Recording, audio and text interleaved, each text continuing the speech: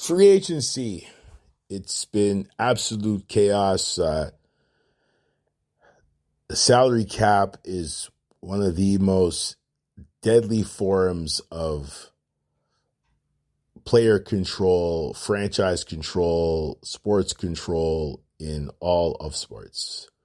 Free agency, especially a hard free agency, a hard cap, which you could say is a hard cap in football because when you hear the names that are just getting outright released and players that are getting signed and restructuring, they won't say that the NFL salary cap is a hard cap, but it truly is.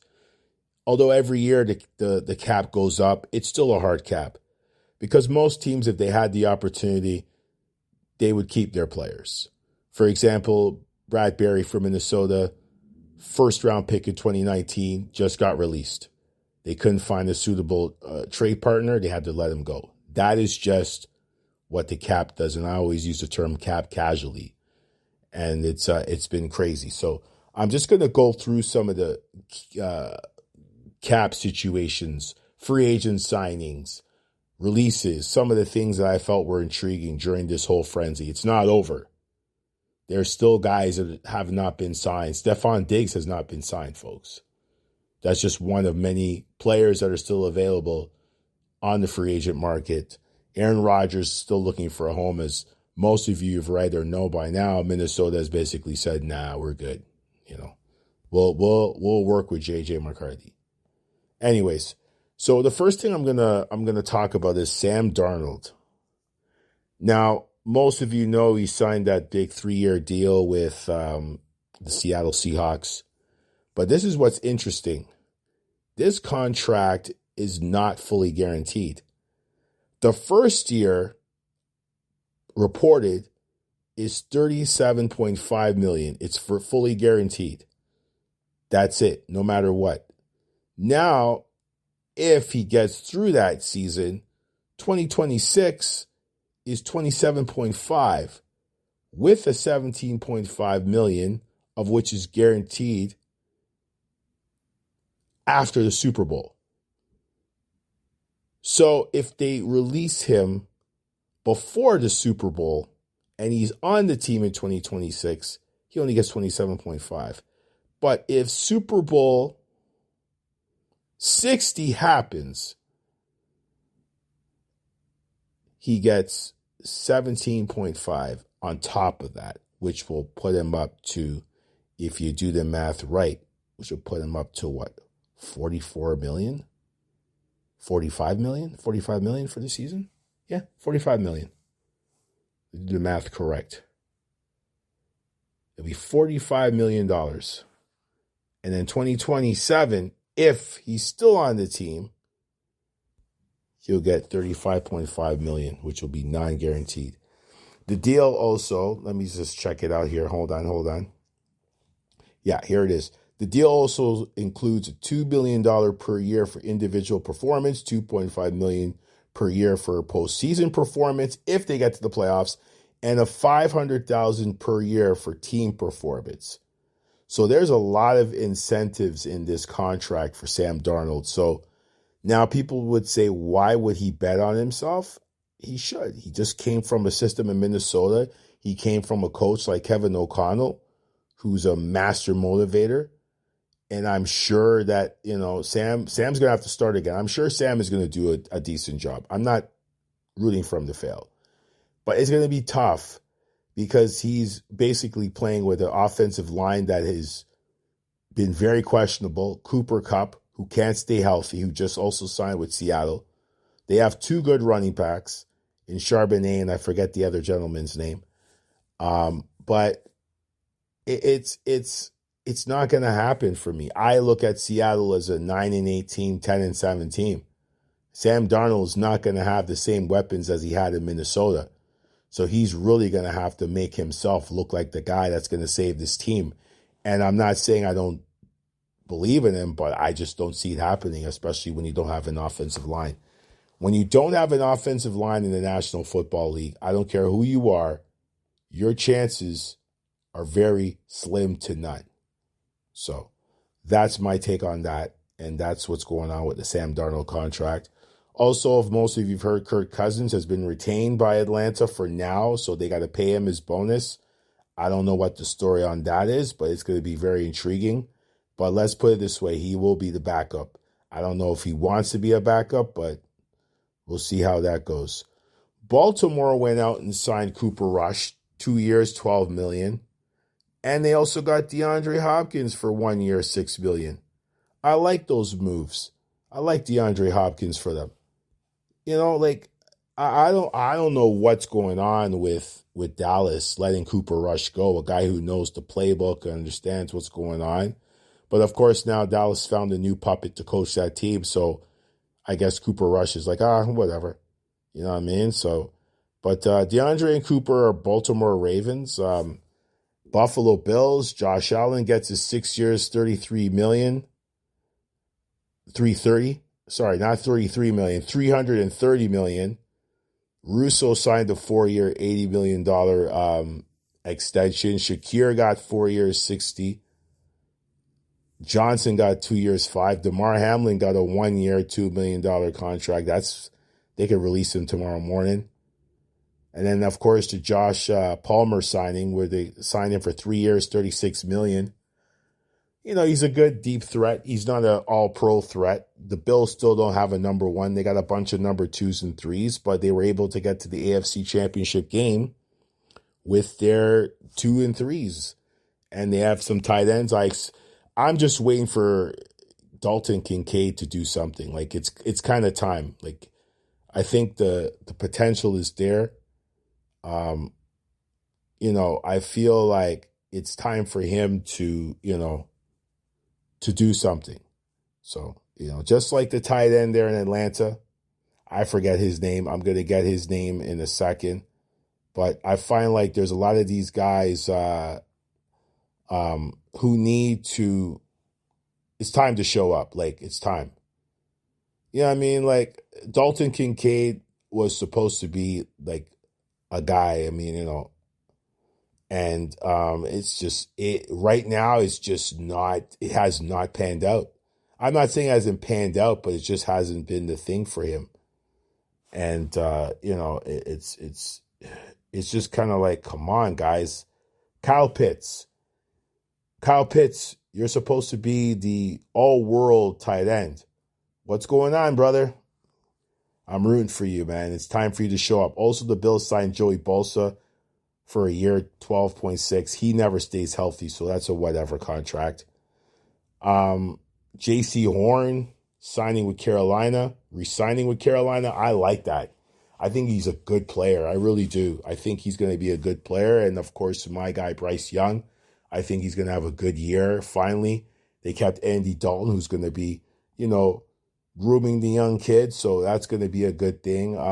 There's been a bunch of signings here that, for me, it's good. Grady Jarrett signs with the Bears. That's a cheap and good signing. Something good for the defensive end. But my thing is, again, for the Bears, what about the offensive line? What are they going to do about the offensive line? I just haven't seen anything yet with the offensive line. The Cleveland Browns, the only thing, of course, Myles Garrett taking the money and forgetting about winning 4 years, $160 million when he asked to be traded. And of course, Devin Bush, 1 year, 3.25 for Cleveland. Like, come on. Cleveland doesn't want to win. Obviously, Cleveland's direction is just whatever.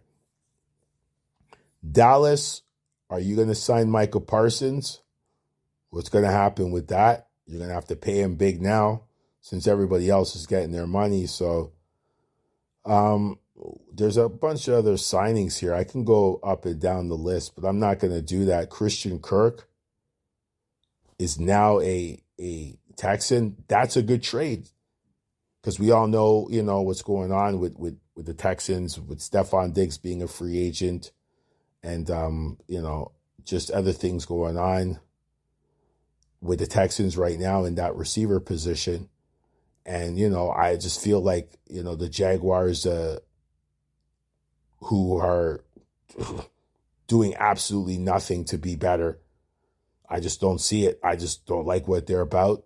I feel like they could be better, but it's just not working out so far for the Texans in terms of certain things. Yeah, they got to the playoffs, but you just don't see it. So, but again, the Christian Kirk deal is a good deal. It's a very good deal for them. They get another receiver.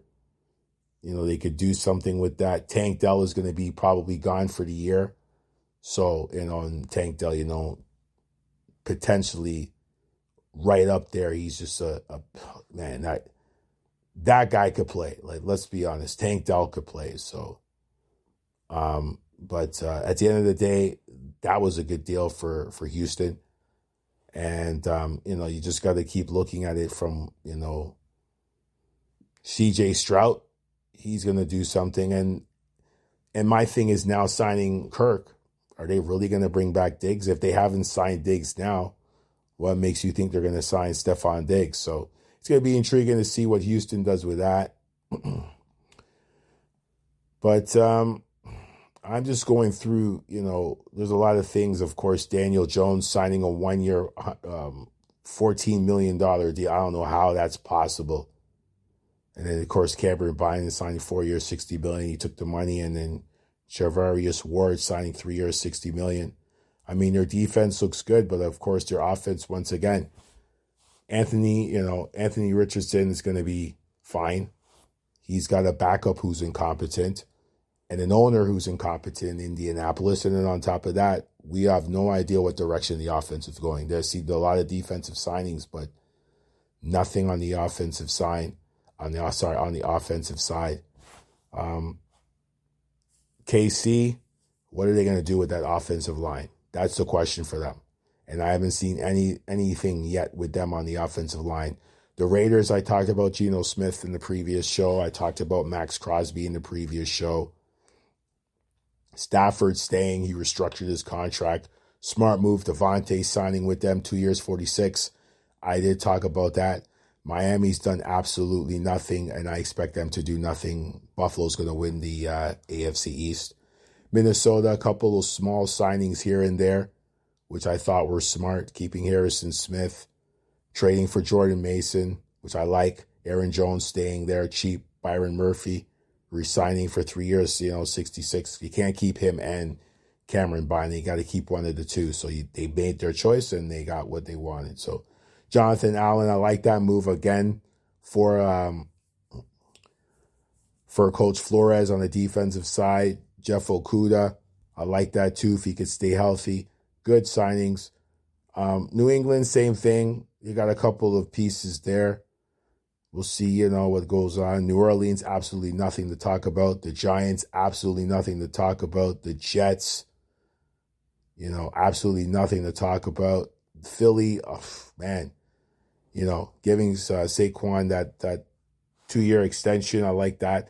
Philly's lost a lot of pieces on defense. So we'll see what they do in the offseason, especially in the draft. Rosen, the GM for that guy for Philly, I don't know what he does. I don't know how he does it.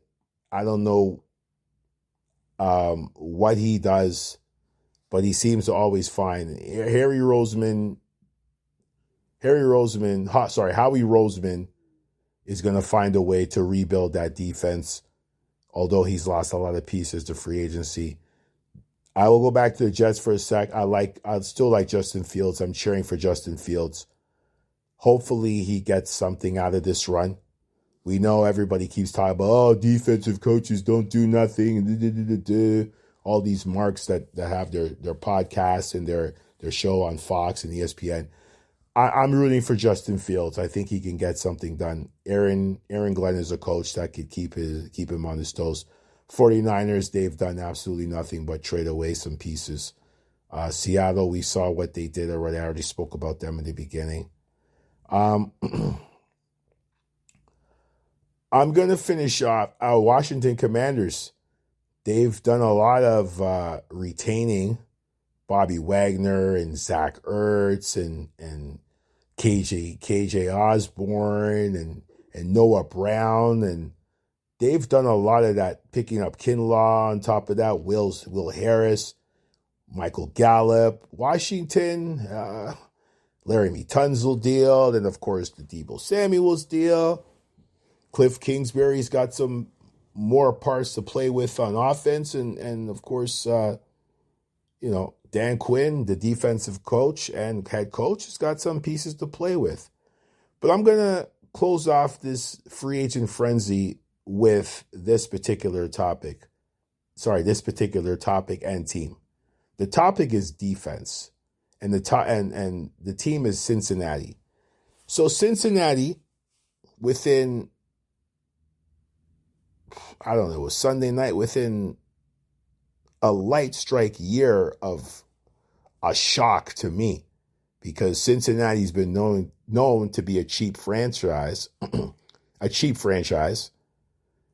gave Jamar Chase and T. Higgins 4-year deals at a combined $276 million. T. Higgins, as you know, was franchise tagged again, over 30, so they had to pay him. Jamar Chase, they did not re-sign him, so they had to give him not only his money, but they had to put the interest in this contract. And I'm sure Joe Burrow was instrumental in saying, well, you better resign my guys or I'll be asking for a trade. The power of the quarterback. I'm sure Joe Burrow had something to do with this. But here is the flip side. Defense. Who do you have on defense again? So far, they've signed one defensive player, Terrell Slayton, 2 years, $15.1 million. Who is that guy again? They kept B.J. Hill for 3 years, $33 million. Oren Burks, 2 years, $5 million. Marco Wilson, 1 year, $1.52 million.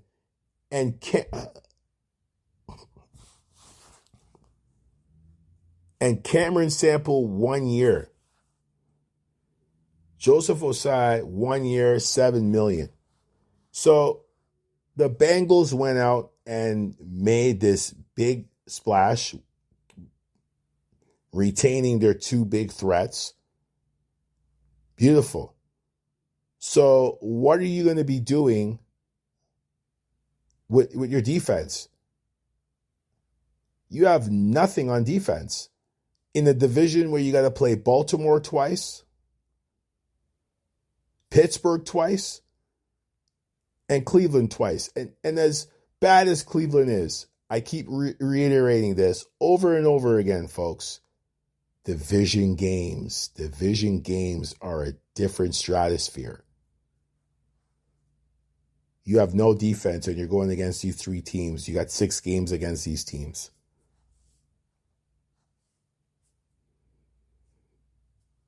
I don't see Cincinnati coming out of that division.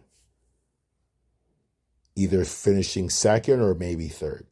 You got to have some defense. You just gave up $276 million to 2 receivers. And you have Joe Burrow locked up too, and you expect to win? I expect them to drop 30, 35 points a game and do what they did last year, this past season, with those monster numbers and offensive outbursts that they had, but their defense gave up more points than the Mega Billions. So you don't have a good defense. You expect your offense to win games? No. Cincinnati is either going to finish second, but more likely they'll finish third. If Cleveland had a quarterback, you might finish fourth. So that's my take on the free agent frenzy.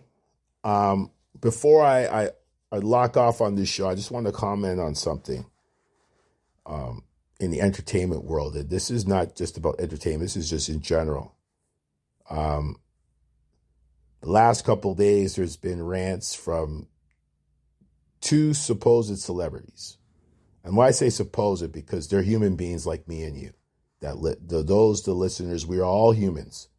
Nobody's better than anybody else. Entertainments, athlete, whatever. Just hilarious with her rant about the Breakfast Club, which apparently, there was a lot going on behind closed doors, which she started to, do her rant. And then, of course, they had their talk about it on a recent Breakfast Club. I don't think anything was hashed out. And then Tiana Taylor talking about Iman Shumpert. Both of them did the Instagram Live. Here's my overall take on that. Stay off Instagram Live. That's for everybody listening to this show. You got a beef with somebody, keep it outside of Instagram. Instagram is such a pathetic platform for that now. Because what happens is that the marks are going to be even more vicious and more vile and more disgusting. And all these marks are going to do is continue to blather even more garbage. And yes, I said blather, more garbage. If you don't know what blather means, please go look it up in the dictionary. All they're going to do is blather a bunch of garbage. So anybody, celebrity or not, please keep your stuff offline. Even if it gets leaked, still don't say nothing. Don't give these marks, because you hear some of these people that are commenting on the situation with either these one or these women or anybody else. They have nothing going on. They don't know nothing, but they know something because, they got their 5 minutes of fame on the internet. Some of these people need to be blocked. It's like these sports marks. And these fanboys and fangirls who just talk because they think they know stuff and they have no idea what's going on. They don't do their homework and they just come out and talk. Folks, keep your stuff off of social media, whether you're in entertainment or not. So that's just my quick take on that. That was Free Agent Frenzy, folks. Have yourself a great day wherever you are, no matter what time zone. Thanks for listening again. This is Unscripted 101, Pick 6. YouTube, Spotify, Apple. Check it out. The Pod Show by Beat Fact Music. I'm out. Peace.